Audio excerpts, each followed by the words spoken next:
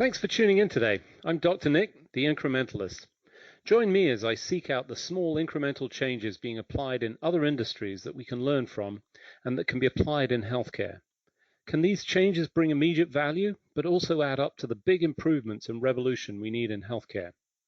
Come along with me to explore the possibilities. My innovative guests from around the globe have used small incremental improvements to achieve their moonshot. And today, I'm delighted to be joined by Jay Sultan. He is the Vice President of Strategy of Healthcare in LexisNexis. Jay, thanks for joining me today. It's a pleasure to be here, Dr. Nick. So, as I do with all my guests, I think it's important to get a little bit of context of you, the individual, how you arrived at this role, a little bit about your background. Tell us how you got here and some of the highlights in your career, if you would. I'd be glad to. So I'm from rural Georgia and grew up in a fairly technologically backward part of the state.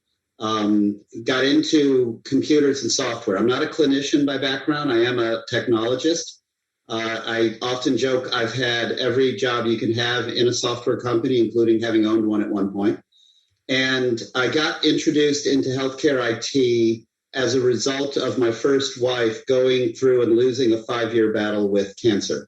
I was in my 30s at that point and was astounded at, my experience as a caregiver, seeing all the challenges and all the kind of experiential things that she and I went through that just really, to me, felt like a system in need of improvement. And so a good friend of mine had an idea for innovation in healthcare. It involved computers. He knew that, just give him a call out, his name is Dr. Clint Ashford. And he had an idea for how to do an innovation in healthcare, but wasn't a software person, didn't know how to get started. So that was my introduction to healthcare IT. And I'd say maybe 10 years ago, I got lost. I found myself talking to attorneys more often than I was talking to programmers. And I realized I'd crossed over to the policy side of healthcare IT. So I've had a number of jobs in startups. I've had a number of roles working either as a product owner or as an advisory consultant over the last few decades. My career has been about 50-50 payer-provider, which is unusual for somebody that has my background. And pretty much all the opportunities I've had working at different companies have all been around the idea of innovation, not just technology innovation, but how do we innovate healthcare? How can we make healthcare better, cheaper, easier, more effective, more evidence-based, more better coverage? Those kind of questions and the real-world technology meaningfully applied at the payer, at the provider, in the hospital, in the workflow, that's really where my career has been about. Fantastic. Thank you for that. So first of all, I'm deeply sorry to hear about your wife and your intersection with the healthcare system. There's no making up for that. There's no excusing it. People's origin story are always a surprise to me, and yours certainly was. So thank you for sharing that. I raise it just to make the observation that, as somebody who thinks like an engineer and thinks about systems, I was very surprised at the things the system wasn't set up to handle. For example, she got reconstructive surgery before she had her radiation treatments. Now, there's no doctors in the world that I know of who would think that's the right solution or the right sequencing, because, of course, the radiation damaged the work done by reconstruction. But there was, we as, 30-year-olds didn't know how to navigate the process. And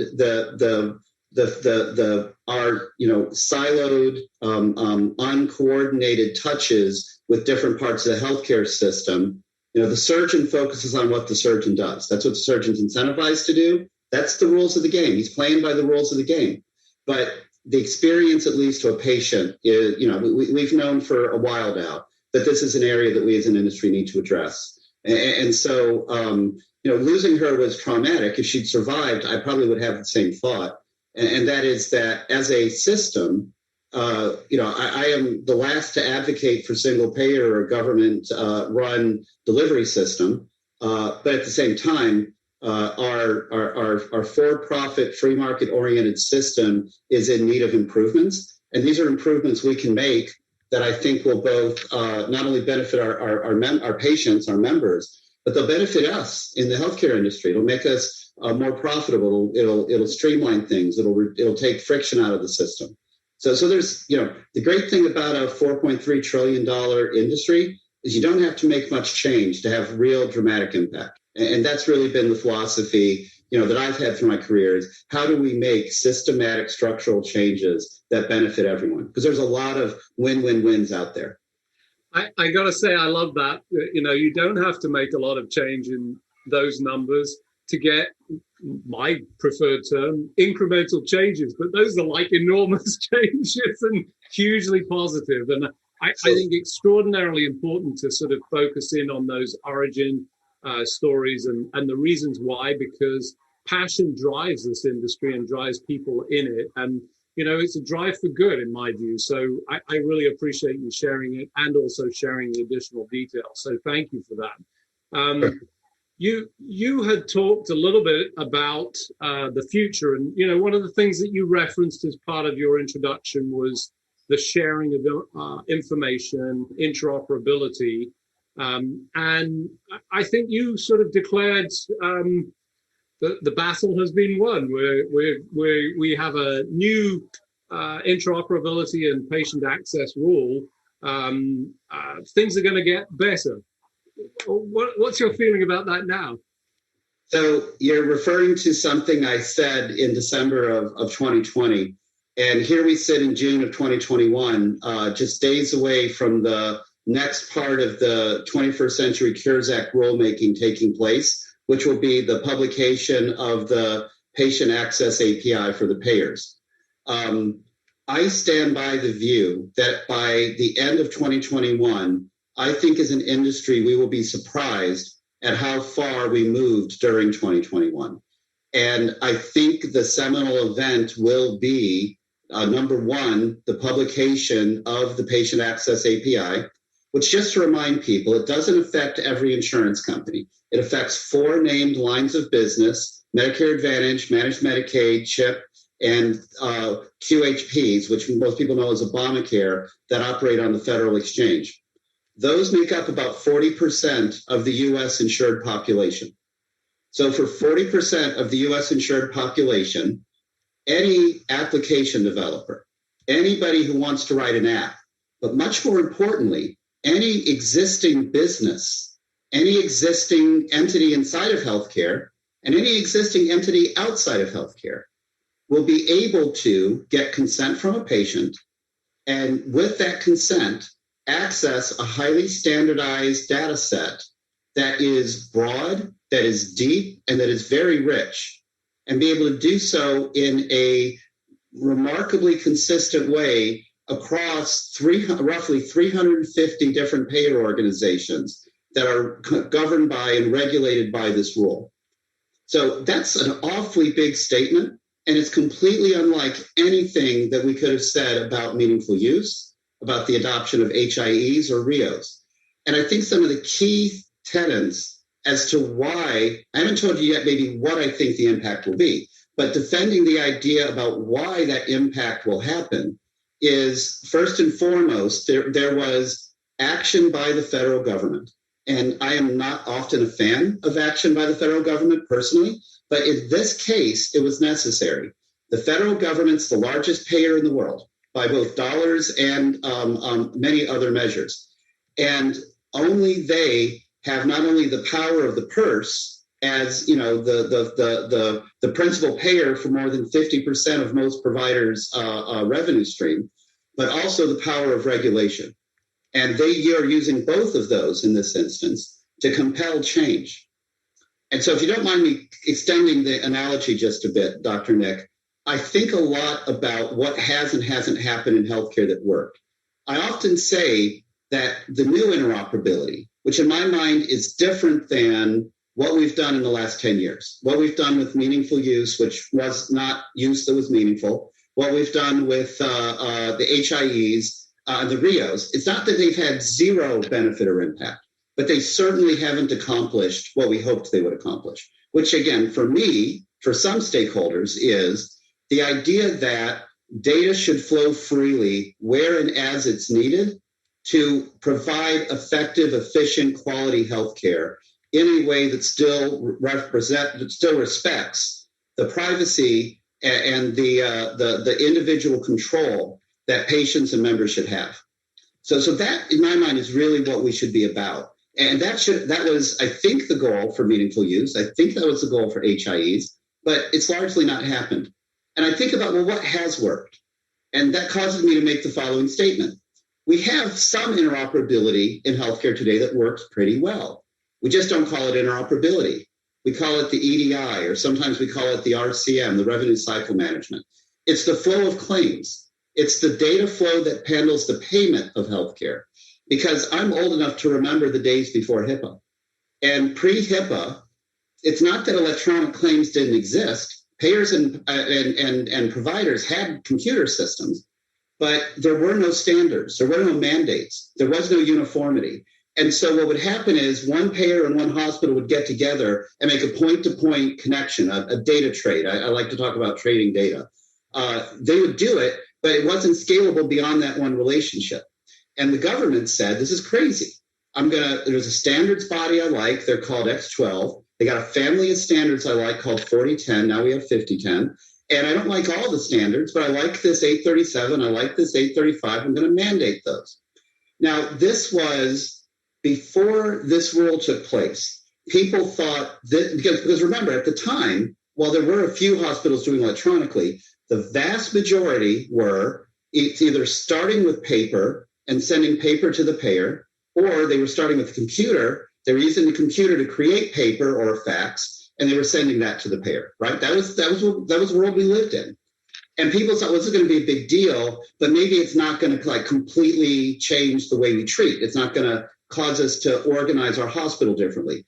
And I would argue that's, in fact, exactly what happened. That, it's been attributed to many people. I choose Bill Gates. He says that in the technology world, we always underestimate what we can accomplish in 10 years, but we always overestimate what we can accomplish in one. I feel like the EDI, the X12, the process, electronic processing of claims is a great example of that. Because in the first year, there were incredibly low auto adjudication rates. People were having to change systems. They were having to train armies of new people to do coding in new and different ways that we had never done before. It was incredibly expensive. It was incredibly disruptive.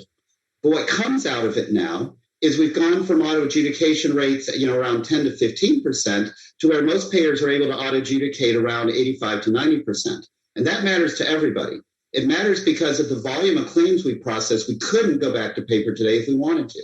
There's just not enough people, scanners, whatever, to be able to process the volume of claims, nevertheless, the complexity of claims that we have today. And so when we think about new funding models of how outpatient surgical centers work and how they get compensated in ways that add value to the system, when we think about this, kind of longitudinally, we see all these places where had we never had electronic claims, we would have never been able to see the system change the way that it has. And remember, I'm not talking yet really about the treatment of healthcare. I'm talking about the payment of healthcare. So the EDI worked, so much so today that we would struggle to do without it if it were to get withdrawn for some reason. And that is interoperability. You have thousands and thousands of providers sending information to hundreds of payers, and it all works largely without humans having to touch it.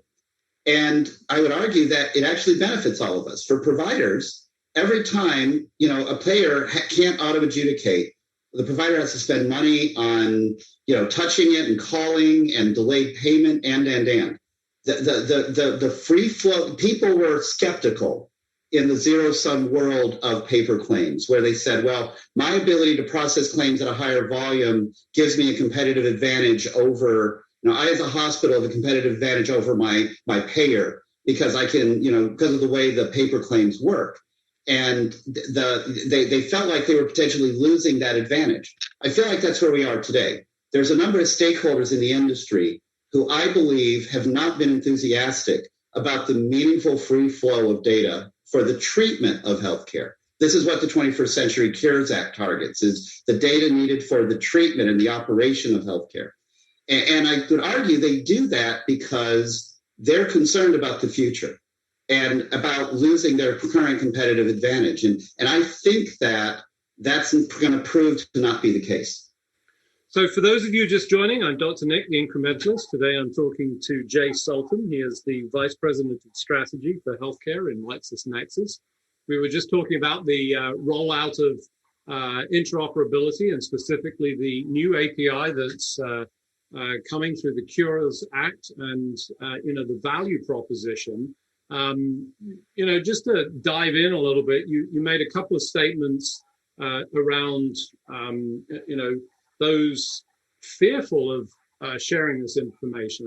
Many would say that some of that failure of interoperability was not about technology, although some of it was, but a fair proportion of it was economic, fear of loss of business.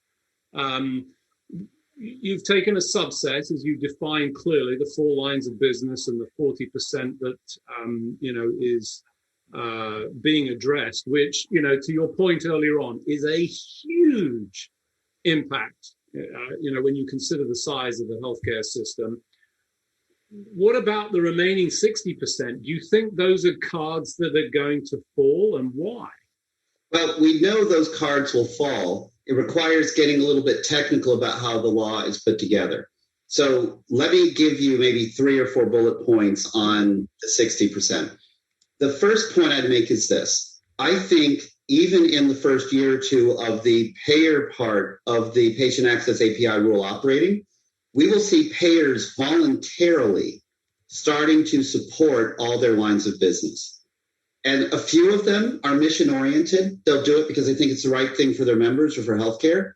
I think for most of them, they'll do it because of the effect of the employers. Remember, the principal customer that most payers care about are employers. If you're an employer and you're used to paying, far more for healthcare than a Medicaid plan does, and you're being told patients on the Medicaid plan can access their data, but patients in my expensive employer plan can't, I think employers will start to bring pressure to bear on their payers to expand that, voluntarily without the mandate.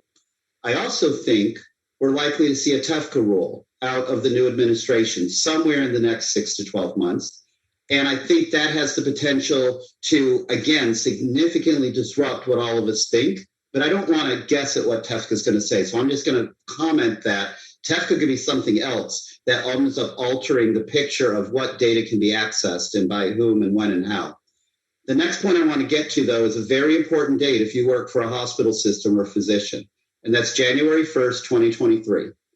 By the current rule, assuming there's no more changes to the rule, and I see no indication to think that we will see this changed or delayed, on January 1st, 2023, every certified EMR must support the Patient Access API for providers. Now, the Patient Access API for providers is very similar to the API for payers. In particular, they both use the same Smart on File workflow. What is that? The Smart on File workflow is a standardized process whereby anybody who wants to access this data, whether it's 2 app developers in a garage in San Jose, or it's a major payer or a major hospital system, whoever it is that wants to access the data can go through a standardized set of steps against any payer, and then starting in 23 against any provider, again, that has a certified EMR, and be able to validate that they should have access to the data, get the consent needed from the patient/member, and be able to create that technical connection.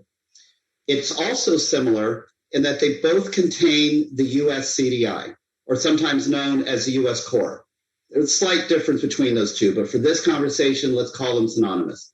And the US CDI is a very broad and deep and very, very well developed, in my opinion, set of standards and specifications, far better than the CCDXs that we worked with for 8 or 10 years, because they're far more prescriptive. They're far broader, and they do a far better job of bringing context and metadata that allow automated systems to simply take the value and start using it, rather than to have to do lots of, again, specific to one trade, one data trade work, figuring out how to make the data meaningfully go from one place to the other. So it's that we have this great US CDI that's not only got all this great specification in it, but it's very, very broad. It includes notes. It includes a large set of structured data around everything from lab results to meds to problems. I mean, I'm going to forget the number off the top of my head, but 20-something resources that are richly defined in this standard. And it'll be the most comprehensive, standardized data set we've ever worked with as an industry. And so I say that to make the point that the data that it will allow us to transport from a provider, from a hospital, from a doctor, is identical to the clinical portion of the data of the Payer Access API. Now, the Payer Access API also has claims, it has encounters, it has some benefit information about pharmacy. But I think the game changer is the fact that any entity that wants to collect data about a person, whether that's me as a patient, whether it's an app that I've chosen to use, or whether it's a company that I'm doing business with, a payer, a hospital, or Walmart, or Amazon, they can all use the same technology to access the same format of data from all the different silos where it lives. And so I see this July 2021 date where the payers go live as the beginning of a training period when people will start to prepare for January 2023, when it's available on any patient, regardless of the line of business, any patient who has data inside of an EMR that's certified. Very cool. I'm excited, and I think the pathway is laid out, and it feels like there are some solid guardrails that are going to get us there. In the closing minute or so that we have, you mentioned that we have enough in the way of data standards, the elements. My sense is that it's never perfect. Do you think there's still pathway and opportunity to expand that? What are we going to do to build on that? Well, without question. And one of the smart ways that the government and HL7 and the organizations out there like Da Vinci and Karen and all the others that have been working so hard on this have done is they've given us a standard, and government's given us a mandate on that standard to get us all started on the same place. These standards are designed to be future compatible, future forward working, so we can make changes to them without breaking everything. And there are established stakeholder groups that are constantly meeting to figure out how to improve it. So I just mentioned the US CDI. We'll be implementing V1 initially. They've already figured out, and they're balloting, I think, somewhere later this year on the V2. And eventually, I hope we'll see a mandate that we all have to move to the V2. And these are designed to make it so that these can be living, breathing standards. The standards themselves are set up with capabilities, and as it gets technical, the fire standards we're talking about have the ability to do extensions and to support metadata about provenance and stuff. And all of that extra effort built into the standards makes them both standardized and flexible in the ways that we need. Really, FHIR 4.0 is going to replace all the previous versions of FHIR, but also, in my mind, the HL7 2.0 CCD, CCDXs, and the HL7 3.0 ADTs, ORUs, stuff like that, because it's such a better standard. And it is a standard that, we've had the 837 standard for 35 years now. Now, I want to point out, it has changed over time. I mean, we've modified every year that standard changes. But we as a system are great at adopting and handling those changes. I think it'll be the same thing with the US CDI and the other related FHIR standards. And I also think we will see more mandates. This administration is going to want to focus on public health. We're going to probably have mandates around SDOH, maybe the gravity standard that's in final stages of being developed. So I think we will see it extended as the business needs of all the constituents drive it. And again, there has to be a healthy place for the government to make sure that we are moving together as a group. Without that, I don't think we'll be successful. Fantastic. I unfortunately, as usual, we've run out of time. What's extraordinary to me is I have lots of conversations. Most people are pretty passionate about, the future.